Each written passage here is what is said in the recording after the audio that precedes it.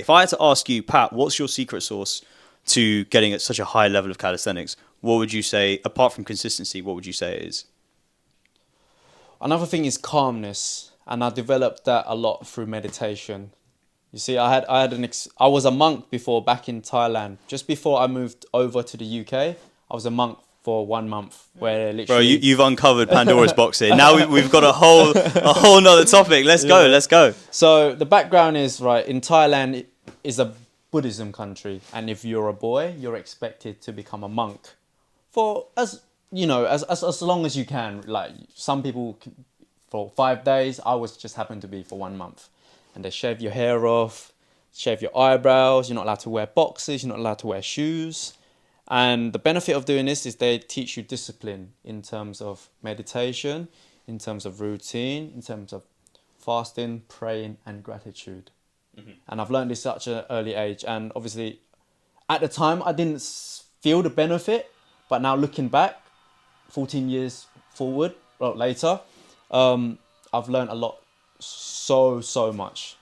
So you actually, how old were you when you did that then? I think I was around 7 or 8 years old. That's crazy young. Yeah, and we do it because it teaches all these things, and it brings blessing to the family as well. Your family would feel good because you become a monk. And that's just the first step. That was a baby monk.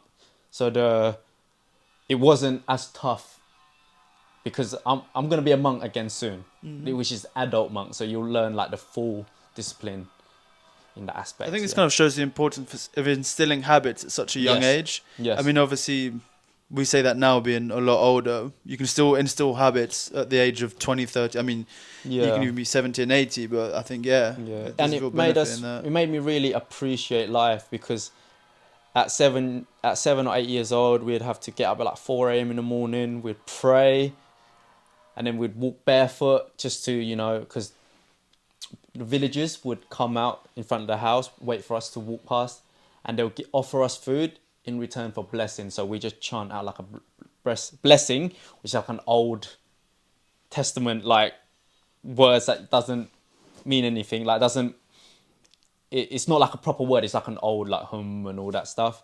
And yeah, you do that in return for blessing. And just these routines, man, it's kind of teach us gratitude because we had to fast as well, having 2 meals a day. I remember being hungry. I know about fasting, bro. So obviously some of you guys know I'm Muslim, so we fast for Ramadan. I know that stuff's hard, man. And I know obviously, like you say, you're into your fasting as well. One thing I wanted to ask you is what, from the practices that you had being a monk back when you were younger, what have you carried forward into your daily life now? And would you, I guess this might be a deep question, but would you still consider yourself a Buddhist? And do you still practice to the degree that you'd like to practice?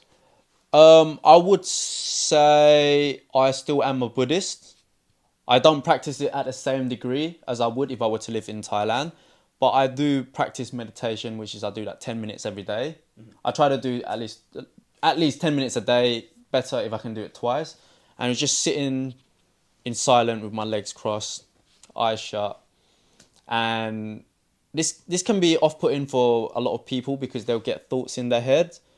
But I'm able to overcome that with, again, consistent practice. And a little secret technique I use is whenever you get lots of noise and thoughts in your head, just think of a lotus pond.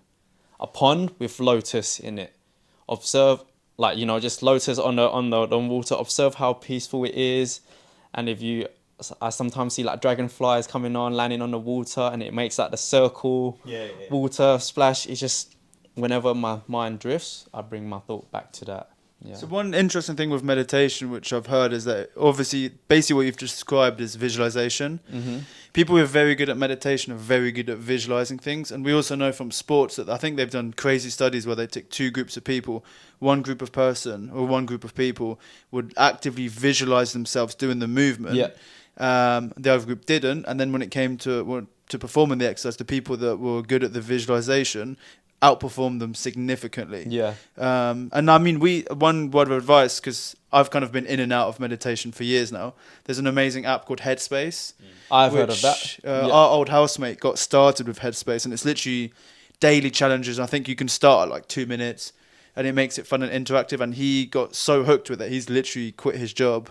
And he's a meditation practitioner. Yeah, meditation practitioner. All Fair starting play from to him. Headspace. So I think, I mean, you know the benefits more than anyone. And it teaches us how to remain calm. I reckon that's how I was able to look so composed in that Coliseum at Brunel, because my breath work, everything starts with the breath, you know? You're born, first thing you do, you breathe. That's the last thing you do. So if you're able to kind of grasp the technique and develop it, then you'll be able to translate into every aspect of life in terms of, you know, your sports, keeping calm, and just, you become, instead of becoming reactive, you become, what's the other word for reactive? Passive.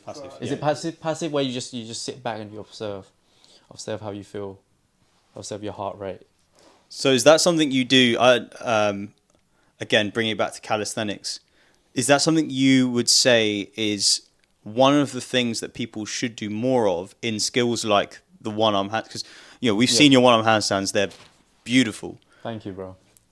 Is that because you're at peace when you're doing a one-arm handstand? Yes. The same with your front lever. The same with all of the other skills you can do. It's breathing technique. Meditations teach you how to breathe properly, and like when I teach my clients calisthenics, when trying to do a handstand, they'll flipping go red because they're not breathing, and you could get so much better, do more reps, pull higher number weights by just being able to breathe. If you learn how to breathe correctly and be able to stay calm, because obviously you get frustrated when you don't, you know, if you're not able to do a muscle, you're not able to hold something, you get frustrated.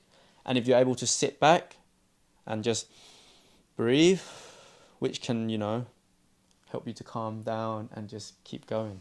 How does one learn how to breathe properly? I know that sounds like a stupid question, but a lot of people don't know how to do this. So the technique is obviously, first one is, I'll just sit. You can just sit in a sofa like this, okay? Just breathe through your nose, about 2 to 3 seconds, eyes shut, and then breathe out through your mouth.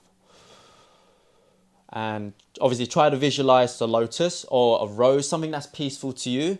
I like to be specific, so the lotus, or you can do another thing which is called transcendental meditation, which a lot of you guys probably heard of. It's just making like mantra, like a sound in your head. So there's this like ancient mantra, which is Om. You're just constantly saying Om in your head. Inhale Om, exhale Om. And that just keeps your thoughts attuned to that mantra rather than loads of other noises like, oh shit, I've got work to do, I've got this to do. There's something crazy about humming. So research has shown that when you hum, you activate your vagus nerve, which is I think it's the biggest nerve in the body that goes all the way from the cortex, all the way down to I think like the bottom of the spine, and it's the main kind of thing responsible for activating the parasympathetic nervous system, which is your rest and digest system. So literally just humming instantly will calm you down. It will lower your heart rate, which is why I think for like millennia humans have kind of used humming without even necessarily knowing it. And it also, I believe, it improves the nasal cavity airway. So literally just humming in and of itself actually has a biological impact on the body, which is fascinating. Man. Yeah, I didn't believe it until I actually tried it. Yeah, so there's 2 ways, guys. Obviously, visualization of something calm, or you can do the mantra. Just try it. You start with, 5 minutes and then just work your way up. But just be consistent, man. Honestly. I think that the humming, the mantra, that was mentioned in, correct me if I'm wrong, Sam, the oxygen advantage. I think he goes into the science behind it. So if you guys want to do what Pat's saying and essentially get into the meditation practice, interesting book for you to read, The Oxygen Advantage. Definitely worth reading, I think.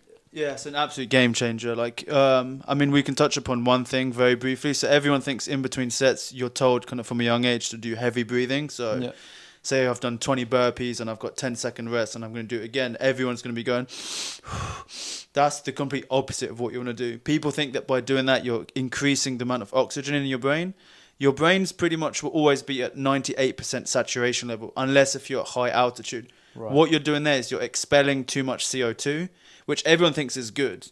That's actually not true, because your body needs CO2 to release the oxygen from the red blood cells to the rest of the body. So if you're releasing too much CO2, your body starts to panic.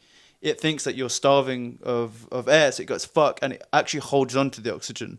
So the best thing you can do in between sets, and this definitely applies for sets and reps, because we've all banged out 20 pull-ups and Yeah. you feel your heart rate going, is to actually try and calm your breathing down as quickly as possible. The kind of rule of thumb is within 3 breaths, you should be back to That's to true. kind of going back to That's normal, true. and you shouldn't be able to hear yourself breathe. The more you're going, Yeah. you're breathing too much, it should be almost inaudible. Yeah, and like you'd probably see it with your clients as well if you teach them, and if they're trying to do a handstand and they're not holding it, I'll just tell them, Nathan, bro, just breathe, man, just take it in, relax. They're calm now, they're in a peace state of mind, jump up and hold. So